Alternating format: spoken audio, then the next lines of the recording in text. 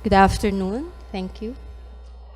So, um, I'll be presenting also on social spatial planning, but this time more into the.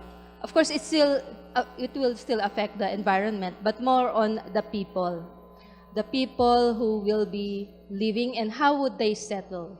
Um, Housing diversity actually is affected by two things, the family structure and human settlement. How do people choose to settle on certain areas? And what type of housing or human settlement would they choose? And what would affect their choices? Um, Next, please. Okay. Next, please. Jean Jacobs said that people make cities and it is them that the buildings are being made of.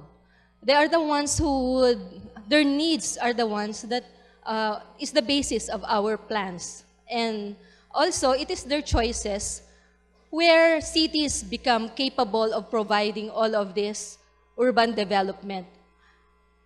When they choose to settle on certain areas, it is usually called hamlet, as provided for in certain theoretical frameworks.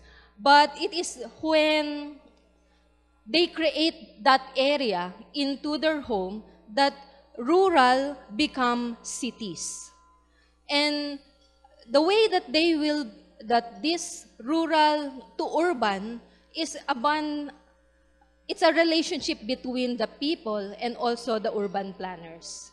Oftentimes, as urban planners, we aim for the higher the designs. However, sometimes we have to consider also their capabilities. And that is why it is actually both the planners and the people, of course, and also the governance, and which I would call it as a triad planning.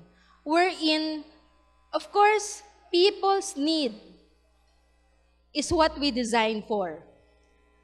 And it is regulated by the government, by our LCE, as most of us would call them.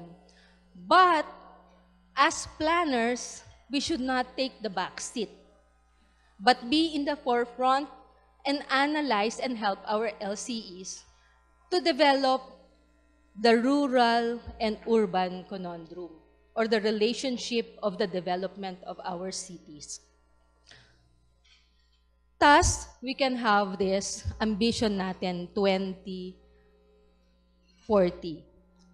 Because just like what says, para maabot ang ambition, tayo ang action ngayon.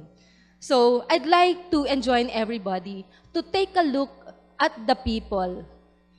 What are their needs? And what is the structure of our family that contributes to this rural and urban conundrum, or rural and urban development?